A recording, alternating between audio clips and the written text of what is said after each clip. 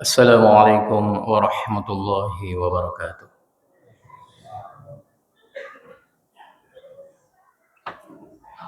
Allahu Akbar, Allahu Akbar, Allahu Akbar, Allahu Akbar. Asyhadu an la ilaha illallah.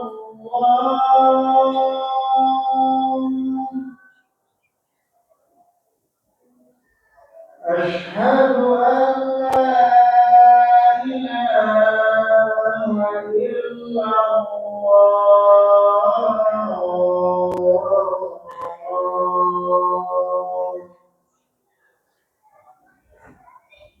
أشهد أن محمدا رسول الله.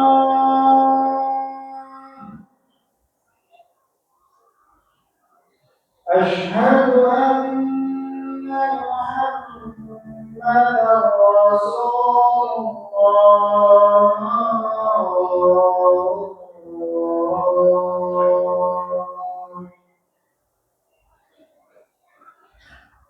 حي على الصلاة.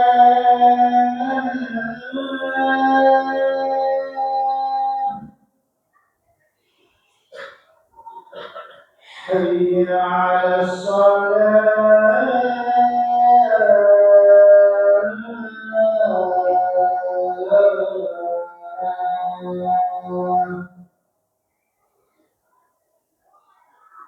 حي على الفلاح.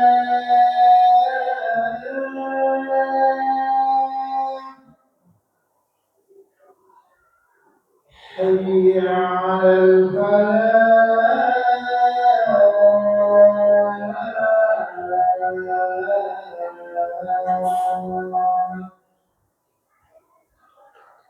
الله أكبر، الله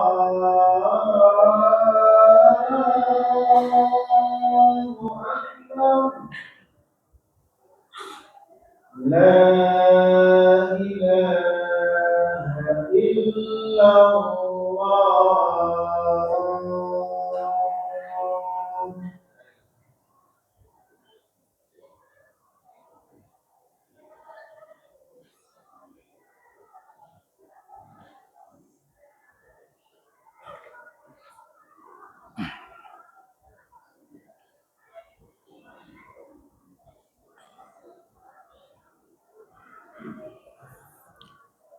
Innal hamdalillah nahmaduhu wa nasta'inuhu wa nastaghfiruh wa na'udzu billahi min shururi anfusina wa sayyiati a'malina. May yahdihillahu fala mudilla lahu wa may yudlil fala hadiya lahu. Asyhadu an la ilaha illallah iyyahu na'budu wa iyyahu nasta'in. Wa asyhadu anna Muhammadan 'abduhu wa rasuluhu al-mab'uts rahmatan lil alamin. Allahumma salli wa sallim ala nabiyyina Muhammad wa ala alihi wa ashabihi wa man tabi'ahum bi ihsanin ila yaumiddin. Ya ayyuhalladzina amanu taqullaha haqqa tuqatih wa la tamutunna illa wa antum muslimun. Ya ayyuhan nas ittaqu rabbakumul ladzi khalaqakum min nafsin wahidah wa khalaqa minha zawjaha wa batha minhuma rijalan katsiran wa nisaa'a. واتقوا الله الذي تساءلون به والأرحام إن الله كان عليكم رقيبا يا أيها الذين آمنوا اتقوا الله وقولوا قولا سديدا يصلح لكم أعمالكم ويغفر لكم ذنوبكم ومن يطع الله ورسوله فقد فاز فوزا عظيما أما بعد. Jamaah Jumat yang insyaallah dirahmati Allah Subhanahu wa taala, tak henti-hentinya di sana ini sebagai seorang hamba hendaknya selalu bersyukur mengucapkan alhamdulillah atas begitu banyaknya nikmat yang telah Allah berikan pada kita. Sejak kita dalam kandungan ibu hingga hari ini, Kalau kita mau hitung, maka kita tak akan mampu untuk menghitungnya. Walaupun di zaman yang teknologi begitu berkembang cepat saat ini pun, itu tak akan mampu menghitungnya. Kenapa? Karena Allah sendiri mengatakan, wa in ta'uddu ni'matallahi la tuhsuha. Kalau kalian ingin menghitung nikmatku, maka kalian tak akan mampu menghitungnya. Saking banyaknya nikmat yang telah Allah berikan pada kita dan kita pergunakan. Nikmat lahir, nikmat batin. Oleh karena itu, hendaknya kita senantiasa dengan sadar mengucapkan alhamdulillah. Jamaah sekalian, alhamdulillah kita telah berada di bulan Sya'ban. Tepatnya di Jumat pertama di bulan Sya'ban. Hari ini tanggal 4 Sya'ban. Itu berarti sebentar lagi kita akan memasuki bulan yang kita nanti-nantikan. Bulan yang kita rindu-rindukan. Yang kita kenal sebagai Sayyidus Syuhur, pemimpin para bulan. Tapi jamaah sekalian, bagaimana kita mempersiapkan diri kita untuk menyambut bulan Ramadan itu? Mari kita tengok generasi terbaik salafus soleh. Kapan dia menyambut Ramadan? Kalau kita mau kalibrasi rasa jamaah sekalian, bagaimana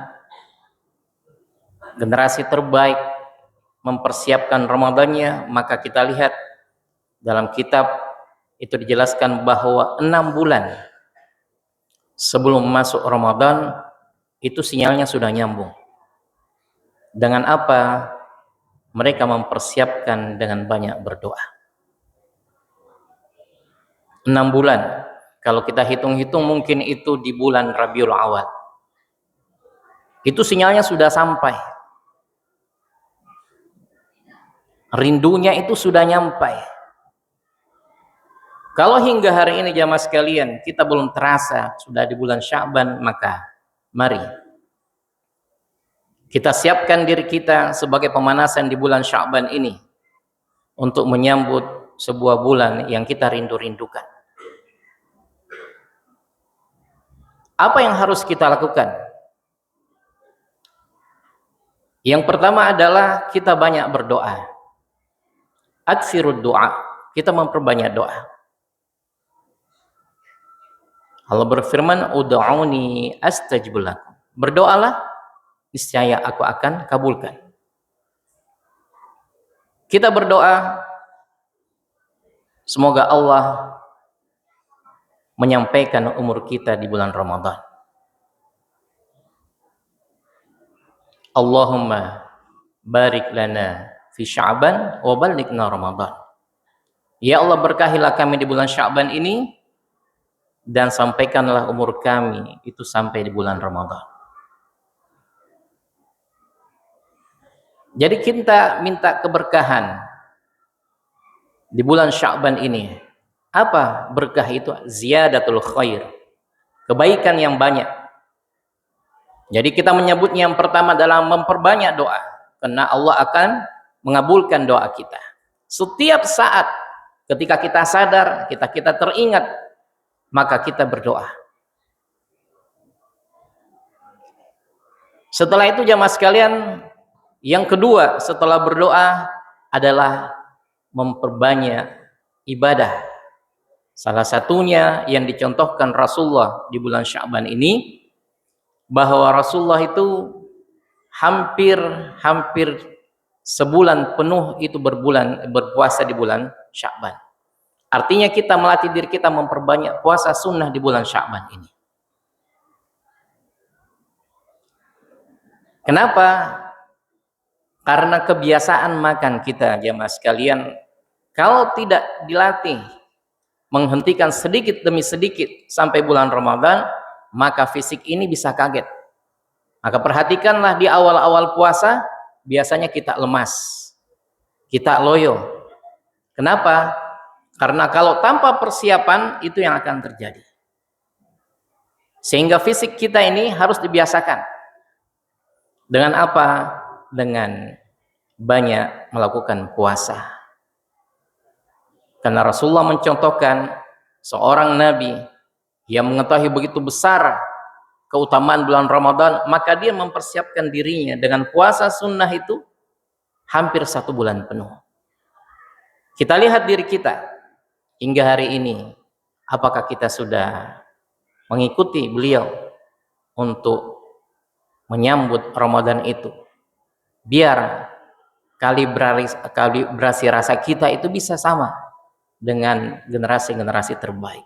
Ada persiapan khusus. Rasulullah sebulan. Itu yang kedua. Jadi pertama banyak berdoa, yang kedua adalah kita banyak melakukan puasa di bulan Sya'ban ini. Yang ketiga adalah memperbanyak tilawah Al-Quran. Allah berfirman, A'udzubillahi minasyaitonirrajim, Utlu ma uhiya ilaika minal kitabi wa aqimis shalah. Innas salata tanha 'anil fahsya'i wal munkar wa la dzikrullahi akbar wallahu ya'lamu ma tasna'un. Bacalah yang telah diwahyukan dari kitab. Itu Al-Quran. Kita diperintahkan untuk membaca. Kita sudah punya targetan jamaah sekalian. Membaca Al-Quran itu bukan hal yang mudah kecuali Allah mudahkan seseorang untuk membacanya. Makanya kita melatih diri kita akrab dengan Al-Quran. Target kita bisa membacanya, bisa menghatamkannya. Plus bagaimana kita juga bisa memahaminya, tentunya membaca terjemahannya. Kita membaca Al-Quran jemaah sekalian, menghatamkannya berulang-ulang. Tetapi untuk meningkatkan kualitas pemahaman kita setelah membaca, maka grade-nya ditambah dengan kita membaca terjemahannya, menghatamkan terjemahannya. Mungkin kita mengatakan bahwa kalau Al-Quran dibaca 1 ayat, 1 huruf itu dapat pahala. Betul. Tetapi memunculkan kesadaran dengan mengetahui artinya, membaca kemudian meresapinya, itu jauh lebih bermakna dan bisa membuat perubahan terhadap diri kita yang membaca Al-Quran kemudian membaca terjemahannya. Apatah lagi kita bisa dengan aplikasi yang banyak, kita bisa membaca tafsir-tafsirnya. Setiap tahun grade kita naik. Bukan sekedar menghatamkan Al-Quran, tetapi kita paham apa yang kita baca. Itu yang ketiga. Setelah berdoa, kemudian berpuasa, kemudian membaca Al-Quran. Karena Al-Quran akan datang di hari kemudian sebagai pemberi syafaat. Ada 2, Al-Quran dan puasa. Yang keempat jamaah sekalian adalah kita membiasakan diri untuk berinfak, bersedekah. Kenapa? Karena bersedekah ini, berinfak ini mengeluarkan harta, ya, yang dimana kita tidak mendapatkan apa-apa secara fisik, ya. Kalau kita belanja mengeluarkan uang tapi dapat barang. Tapi kalau berinfak secara lahir tidak ada kita dapatkan. Sehingga manusia itu sangat berat, ya. Sifat yang melekat pada diri manusia adalah sifat kikir. Makanya Allah mengatakan wa may yabkhal fa inna ma yabkhalu an nafsi. Barang siapa yang kikir maka dia tidak kikir terhadap orang lain tapi kikir terhadap diri sendiri.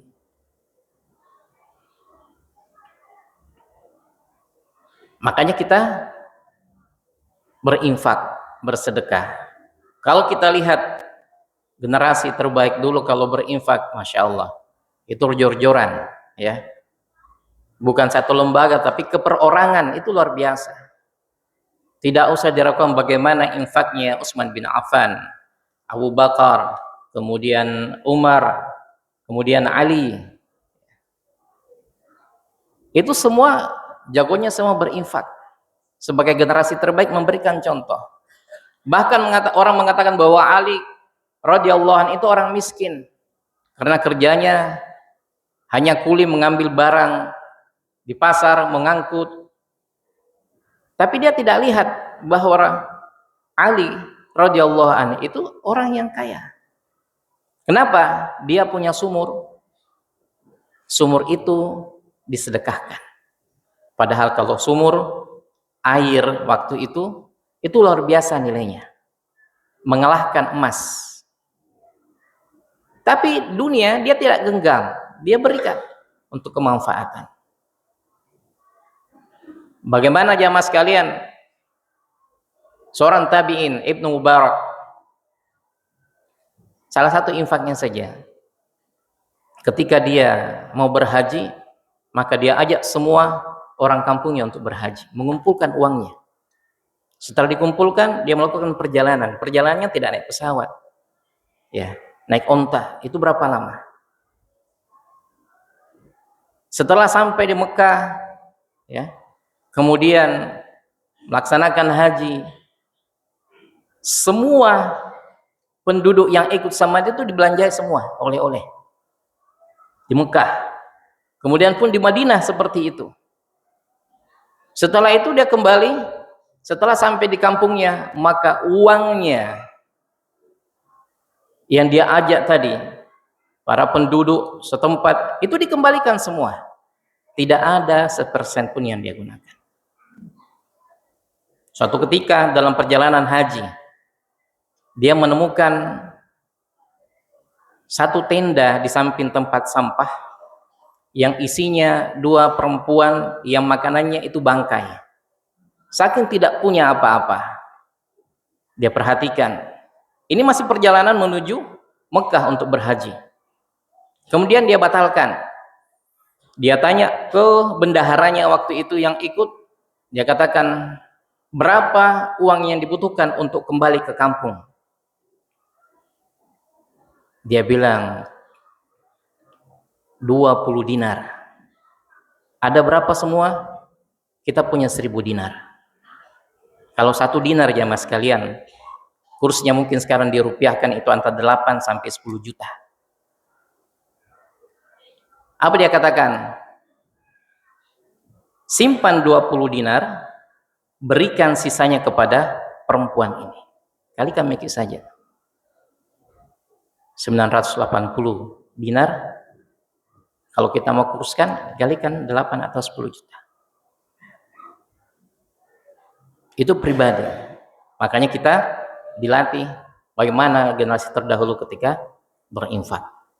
Kemudian selanjutnya bang sekalian, kita banyak melakukan sholat sunnah, melatih diri kita untuk qiyamul lail.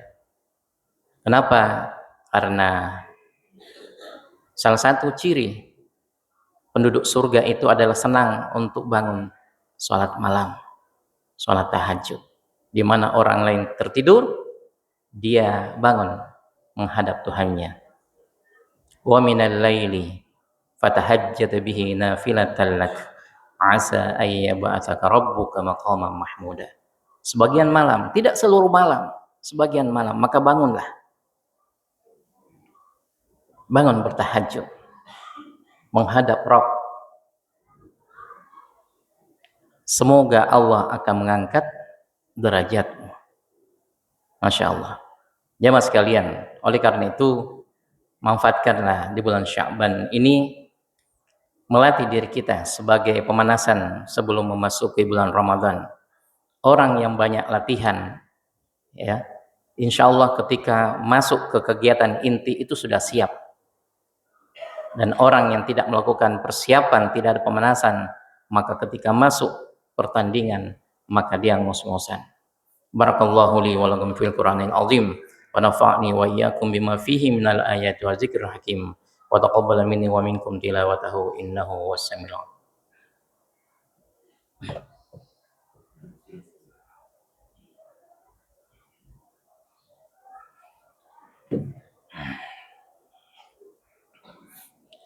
إن الحمد لله نحمده ونستعينه ونستغفره ونعوذ بالله من شرور أنفسنا وسيئات أعمالنا من يهد الله فلا مضل له ومن يضلل فلا هادي له أشهد أن لا إله إلا الله إياه نعبد وإياه نستعين وأشهد أن محمدا عبده ورسوله المبعوث رحمة العالمين اللهم صل وسلم على محمد وعلى آله وأصحابه ومن تبعهم بإحسان إلى يوم الدين يا أيها الذين آمنوا اتقوا الله حق تقاته ولا تموتن إلا وأنتم مسلمون إن الله وملائكته يصلون على النبي يا أيها الذين آمنوا صلوا عليه وسلموا تسليما اللهم ارض على أربعة الخلفاء الراشدين أبي بكر وعمر وعثمان وعلي وعلى باقي الصحابة والتابعين والتابع التابعين ومن تبعهم بإحسان إلى يوم الدين اللهم اغفر للمسلمين والمسلمات والمؤمنين والمؤمنات الأحياء منهم والأموات برحمتك يا أرحم الراحمين اللهم لا تدع لنا ذنبا إلا غفرته